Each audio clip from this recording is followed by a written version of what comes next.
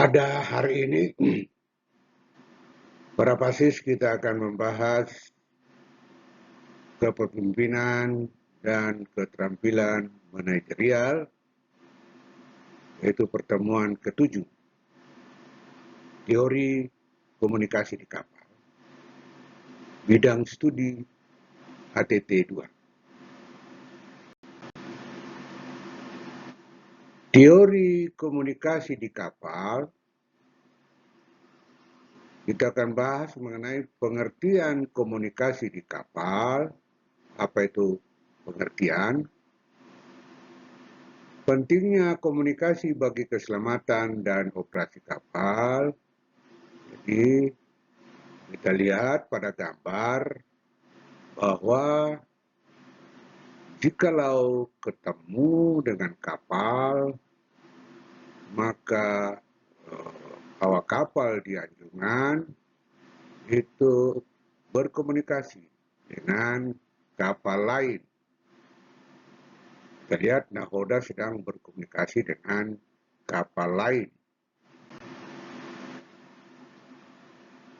Pengertian komunikasi, proses penyampaian pesan dan pengirim ke penerima menggunakan simbol, bahasa atau isyarat tertentu.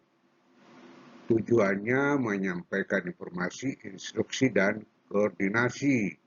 Kita lihat pada gambar, lagi berlayar, mualim jaga, memberi instruksi kepada jurumudi jaga untuk melakukan kegiatan di laut. Apakah akan berbelok, ataukah lurus, ataukah ada ketemu kapal sehingga perlu ada instruksi kepada jurumudi. Jenis komunikasi di kapal, lisan, yaitu perintah langsung, briefing, percakapan radio, tertulis, yaitu di logbook, kemudian dibuat laporan harian, dan kemudian dikirim menggunakan email. Non-verbal, yaitu gestur, isyarat tangan, dan lampu isyarat. Kita lihat di sini sedang briefing oleh mualim ataupun nahoda untuk apa yang akan dilakukan pada saat kapal berlayar. Teori komunikasi linier satu arah tanpa berbalik langsung. Contoh di kapal, pengumuman umum atau public addresser system. Kelebihan yaitu cepat dan praktis. Kekurangannya yaitu rawan kesalahan interpretasi. Kalau salah ngomong atau salah memberi instruksi, bisa disalahartikan. Itulah kesalahan interpretasi. Teori komunikasi interaksional, dua arah. Ada feedback dari penerima.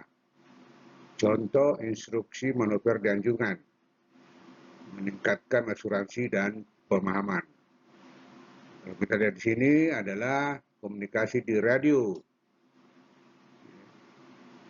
Untuk apakah kapal ketemu dengan kapal, apakah kapal akan sandar. Komunikasi dua arah. Hambatan komunikasi di kapal, kebisingan mesin, bahasa yang berbeda antar awak, gangguan teknis peralatan komunikasi, kesalahpahaman instruksi. Kalau kita lihat di kabar nahoda sedang melakukan komunikasi. Hambatannya bisa saja karena jaraknya atau karena bahasa. Komunikasi efektif di kapal, gunakan bahasa yang jelas dan singkat. Konfirmasi instruksi atau readback. Gunakan istilah maritim standar, yaitu IMO atau SMCP.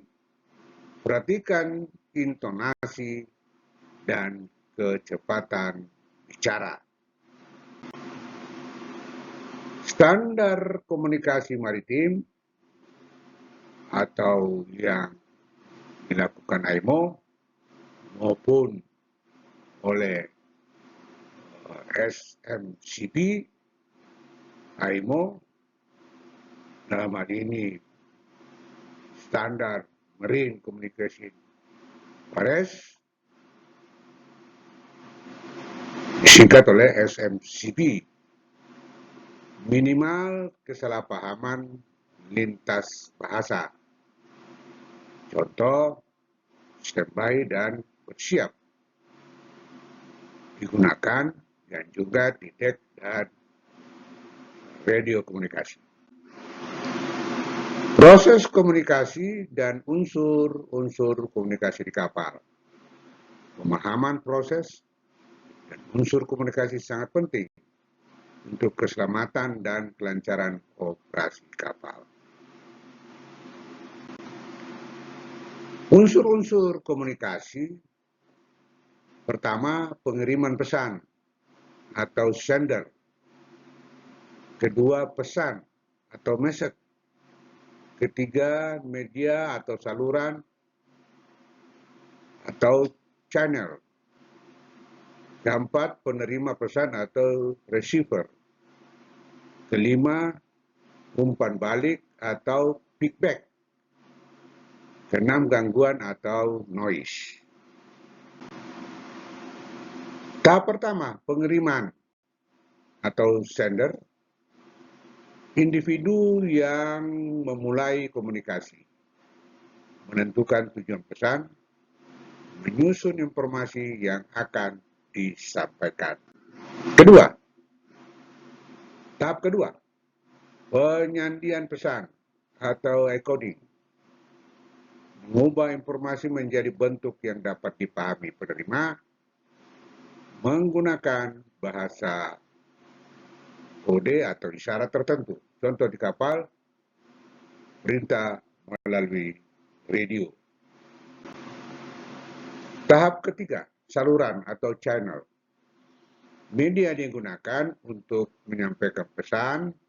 Contoh, komunikasi lisan, radio FAF, atau sinyal lampu, atau dokumen tertulis melalui email. Tahap keempat, penerima atau receiver, yaitu orang yang menerima pesan harus mampu memahami isi pesan, menggunakan keterampilan mendengar atau membaca yang baik. Tahap kelima, umpan balik atau feedback, respon dari penerima kepada pengirim. Memastikan pesan dipahami dengan benar. Contoh, konfirmasi instruksi di anjungan. Tahap keenam, gangguan, noise. Faktor yang menghambat penyampaian pesan. Contoh, kebisingan kamar mesin, gangguan teknis radio, perbedaan bahasa. Kesimpulan, komunikasi yang efektif di kapal adalah kunci keselamatan. Pemahaman teori komunikasi membantu awak kapal bekerja lebih efisien. Gunakan bahasa standar, konfirmasi, dan peralatan komunikasi yang benar. Demikianlah pemaparan yang dapat saya sampaikan kepada para paslis, yaitu di pertemuan kita yang ke-7, teori komunikasi. Sangat penting di kapal kita berkomunikasi baik internal maupun eksternal. Demikianlah, terima kasih, selamat berlayar, sampai ketemu pada pertemuan berikutnya.